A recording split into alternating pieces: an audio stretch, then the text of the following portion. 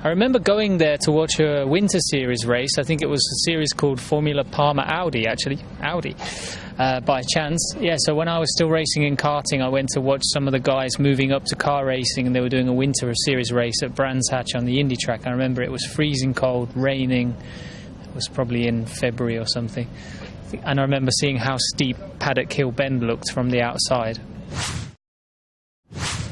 All of the track, or majority of the tracks in the UK have a lot of character, a lot of ups and downs, and they're quite unique. They're quite different to the ones we race on normally in DTM and modern European tracks. So it's nice to bring these modern cars to an old-fashioned track that has a lot of history.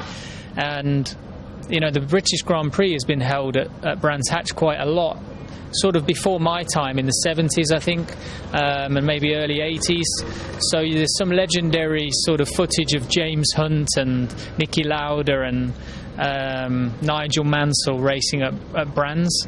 So it's kind of weird but cool to think that we're driving the exact same corners as those guys, whatever, 40, 50 years later. That's pretty cool.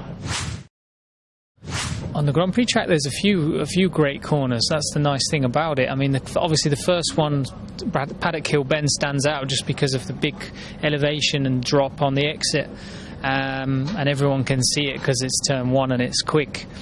But then the corners out the back of the circuit, which aren't that easy to get to, are a big challenge. Are very quick corners.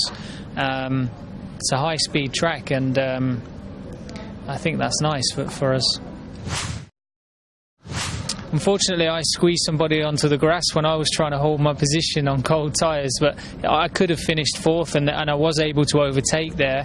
I think the main thing is tyres. If there's a difference in tyres in terms of strategy or whatever, then you can definitely overtake people there, but it's one of the more difficult tracks to overtake on.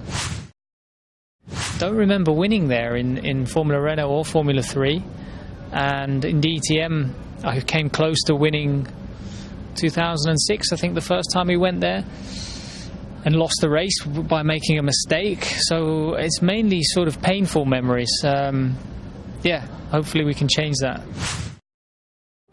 Probably Paddock Hill Bend, but if not, I would go out to the back of the circuit.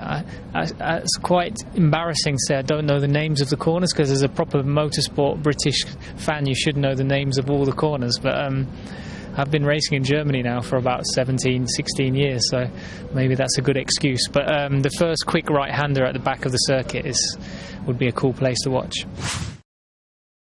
I think the main thing, just when you're hanging around the paddock and people come for an autograph, just the fact that they're English and they talk to you and they're knowledgeable, and just to see the love of motorsport, and the fact that obviously I can interact a bit easier in my home language, just makes it feel special.